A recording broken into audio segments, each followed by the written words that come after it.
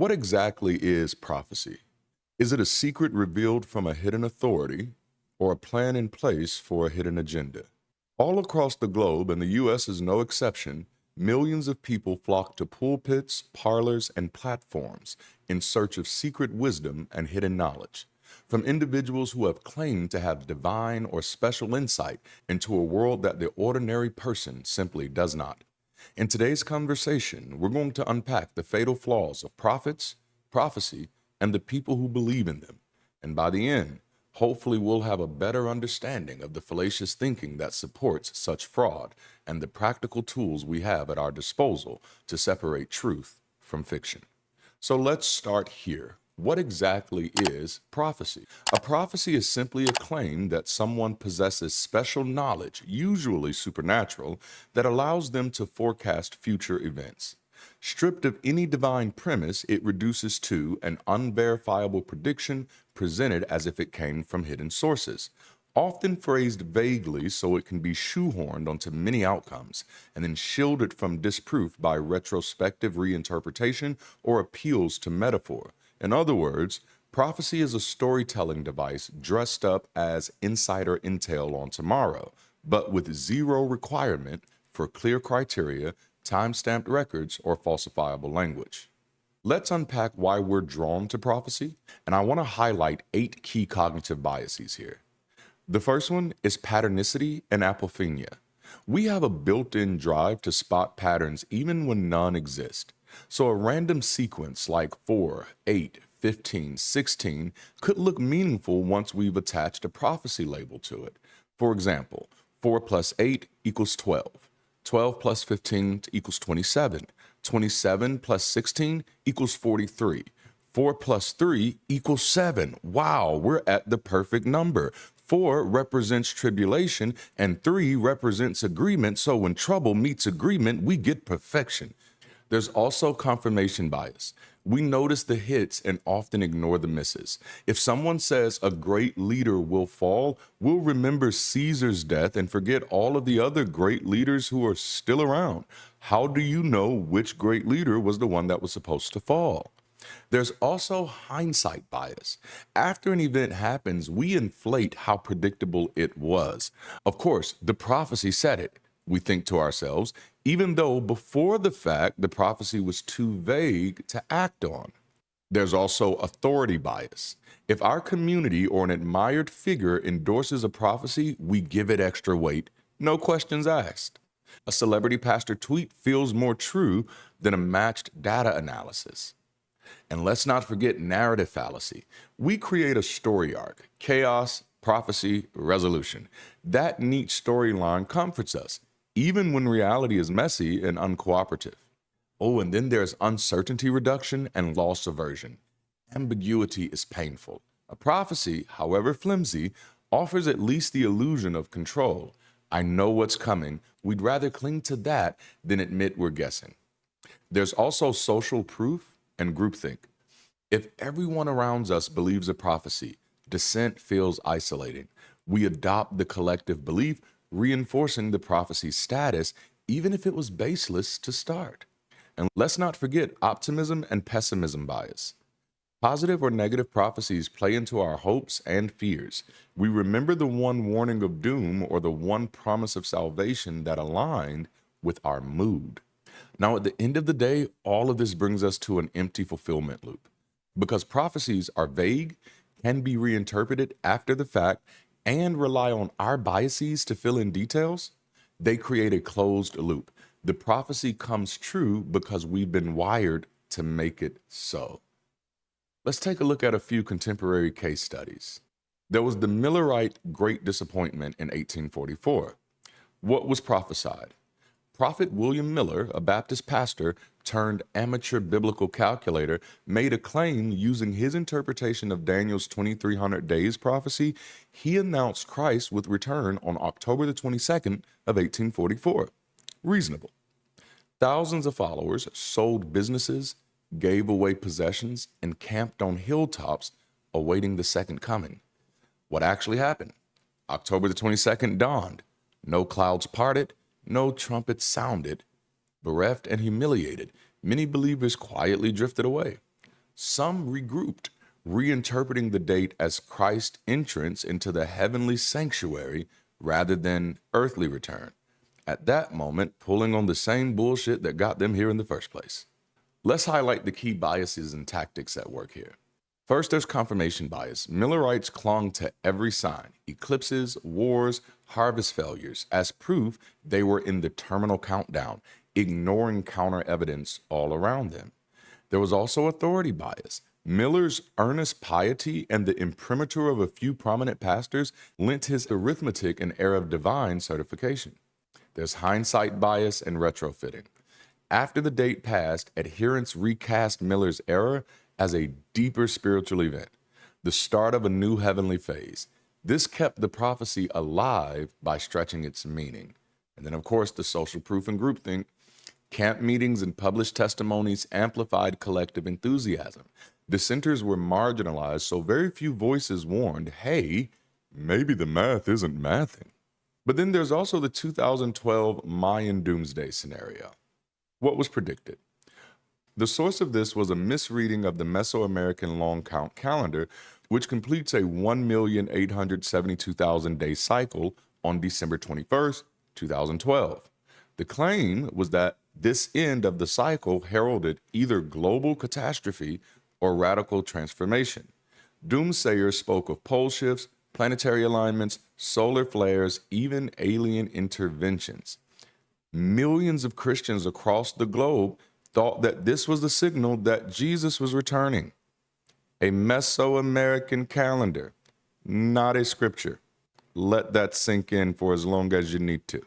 So what actually happened? December 21st arrived quietly. People went to work, children went to school, and the sun rose and set as usual. Now, the key tactics that are at work here is first the narrative fallacy. The story of a world-ending calendar neatly framed a satisfying climax, apocalypse as a final chapter. There's also the patternicity and the apophenia. Links were drawn between the date and unrelated data. Alignments of planets, the appearance of planet X, spikes in solar activity, despite no causal connection. And then there were authority and celebrity endorsements. Best-selling books and Discovery Channel specials featuring experts lent the hype credence. There was also loss aversion and anxiety relief. Facing an inscrutable future with climate change, economic instability, many found comfort in the idea that everything will end soon. At least that's a neat package. And then there's also the after-the-fact spin. When nothing happened, channels shifted to narratives of spiritual awakening or a new era of consciousness, preserving the prophecy's allure by making it metaphorical rather than factual. Let's talk about some of the common threads and the prophecy paradox. The first common thread are the vague foundations. Both prophecies rested on interpretive leaps, not clear time-stamped revelations. The vagueness lets believers retrofit outcomes indefinitely. There are emotional and social payoffs. Belief-forged community offered meaning and reduced existential anxiety, powerful incentives to stick with the prophecy even after it fails. There's also retroactive interpretation. By shifting to spiritual or inner fulfillments, failed predictions avoid outright falsification. They morph into living myths. And then there's the illusion of special insight. Prophets cloak their forecast in hidden knowledge, tapping our authority bias. And when they err, they cloak moves from predictive to allegorical. Let's do a case study on two of the most popular prophets in the Western world, Jesus and Muhammad. There is a prophecy in the New Testament about Jesus' imminent return, the Parousia. In the text it says, "Truly I tell you, this generation will not pass away until all these things have happened." The text begins with, "Truly I tell you," which means what I am saying is the truth, and this does have a predictive context. This is Matthew chapter 24, verse 34. It can also be found in Mark chapter 13, verse 30, and Luke chapter 21, verse 32. So what's the prophecy here? That the end time signs, cosmic disturbances, the Son of Man coming in the clouds, would unfold before that generation died. What actually happened? Jerusalem's temple was destroyed in AD 70, but the cosmic sign and Christ's return never occurred. Jesus' contemporaries all died off over subsequent decades. Yet, no second coming materialized. Why is this significant? Because this is a clear time-bound claim. So it's falsifiable. If that generation passed without fulfillment, it's a straightforward miss. But Christians have used a reinterpretation rescue hatch. Christians have since fallen back on spiritualized readings. The temple event was the sign, or shifted generation to mean something else. Well, let's look at Muhammad. Muhammad has a very interesting promise that is offered in one of the hadiths. He says, "My community will split into 73 sects, all of them doomed except one." This is from Sunan al-Tirmidhi 2641. What he prophesied, that immediately following his death, the Muslim community would fragment into 73 sects with one saved path. What actually happened? The first major schism, Sunni versus Shia, appeared within 20 years of his passing.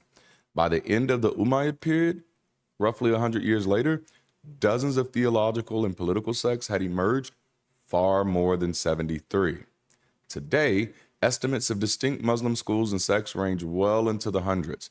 Why is significant? The idiosyncratic number. Why exactly 73? No natural basis for that count. And there's also even the problem with the early overshoot. Already by the 7th century, there were significantly more organized sects than 73. Later scholars have tried to collapse dozens of minor divisions into umbrella sects to make the count come out right. Now what this shows is that time-bound specificity is the Achilles heel of any prophecy. If it fails to occur as stated, you either abandon it or retrofit it. After the fact reinterpretation is the standard response. Spiritualize it, collapse nuances, or redefine terms.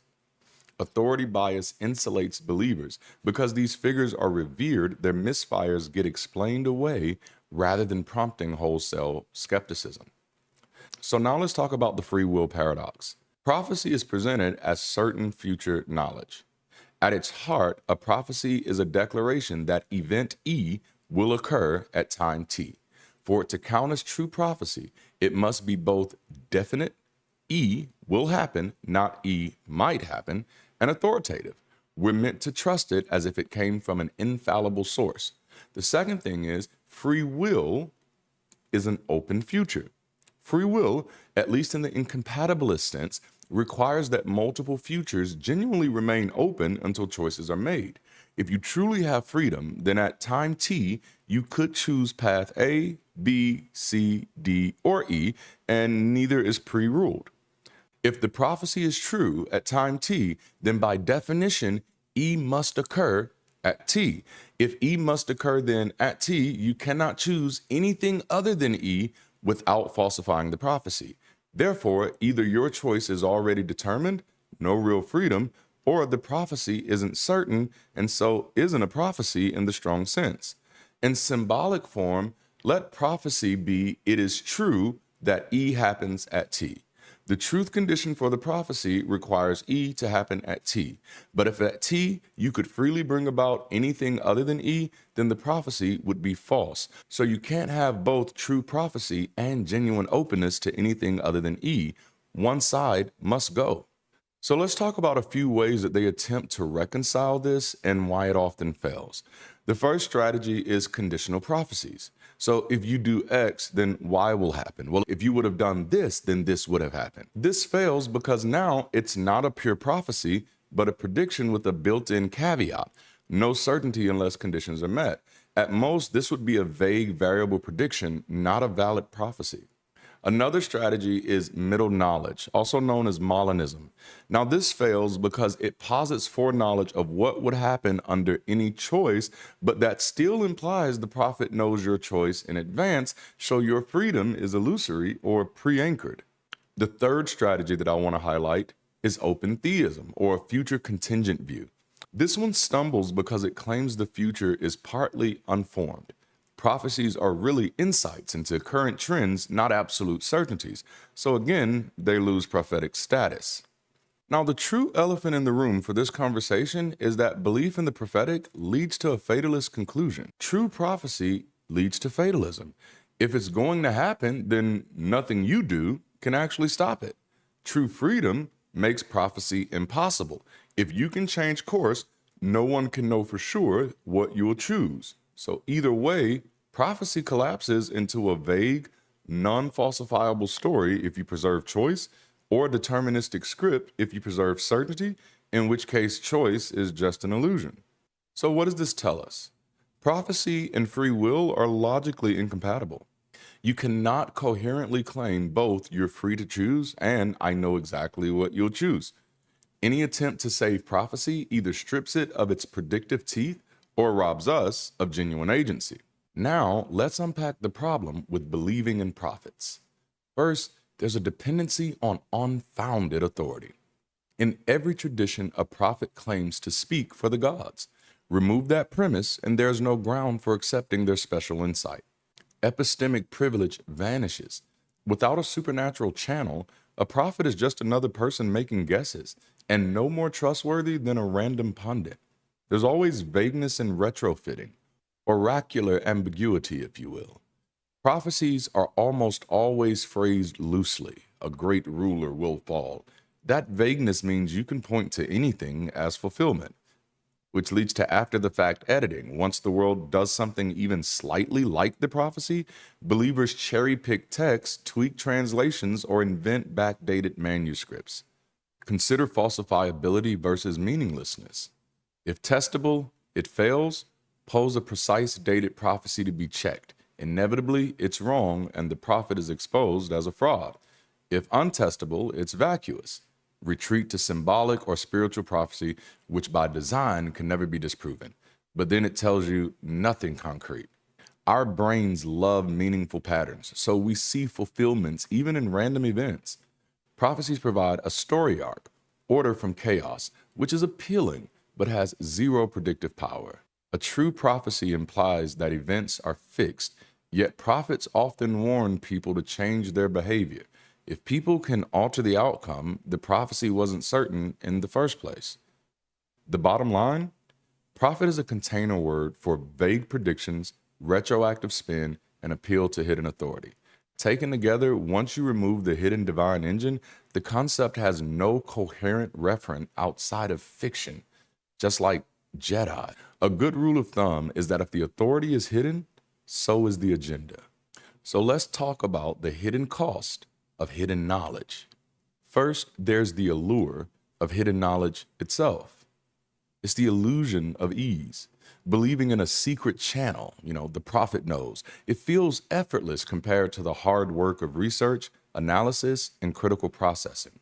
This is an authority shortcut. It lets us skip the messy steps of evidence gathering by deferring to someone else's claimed insight.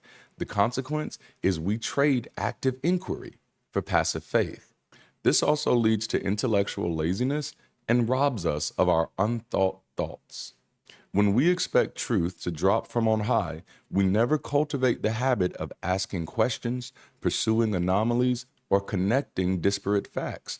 Our own potentially brilliant ideas, our unthought thoughts, lie dormant. Just as unused muscles weaken, our reasoning skills, evaluating sources, weighing evidence, constructing arguments, deteriorate without regular exercise. The consequence is we degrade from thinkers to reactors, swallowing pronouncements whole, giggity.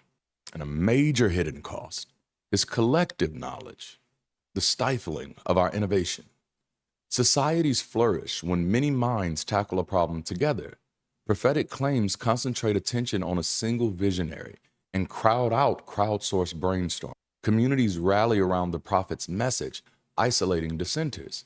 Without diverse viewpoints, errors go unchallenged and bad ideas spread faster than good ones.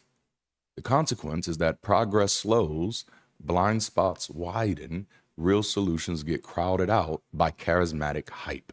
So let's talk about the way ahead before we leave today. We can reclaim the habits of active knowledge building. Embrace curiosity as a daily practice. Start each day by asking one why or how question about the world around you. Lean into evidence-first learning. Seek primary sources, studies, data sets, first-hand accounts before turning to summaries or insider interpretations. Keep an idea incubation journal. Capture your emerging insights, even half-baked ideas. Revisit and refine them instead of waiting else to hand you the bullet point wisdom. Also, champion collaborative inquiry. Form study groups where members bring fresh questions and challenge each other's assumptions. Rotate roles so no single expert dominates. Window Shop currently has over 30 study guides filled with discussions and reflection prompts about subjects just like this one, and that library is growing daily. Consider downloading a few and hosting a local study group where you are.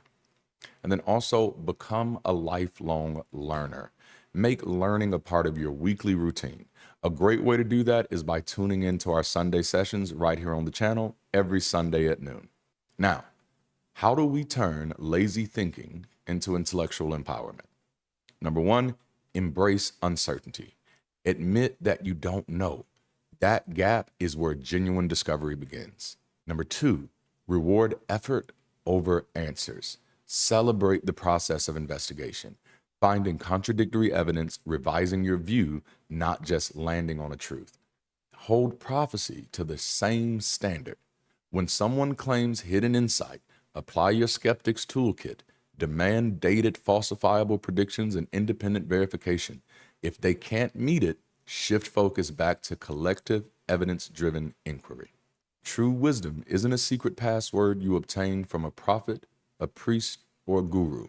It's an ecosystem you build every time you question, explore, and share your own unthought thoughts. By rejecting the lazy shortcut of hidden knowledge, we open ourselves to deeper learning, richer collaboration, and a world that advances on the merit of many curious minds, not the decree of one. Thank you for joining today's conversation. My goal with every video is to empower people to help others liberate themselves from the bondage of superstition and magical thinking and into the capacity of their own uniquely lived and expressed humanity. If you consider that a goal worth having and a mission worth supporting, consider joining my Patreon or supporting in other ways like purchasing my books on Amazon or any of our amazing products on Window Shop. I am doing my best to use these little 15 minutes of fame to make as much of an impact as I can, and I appreciate you for being part of the journey. That's all for now. Until next time, keep rising.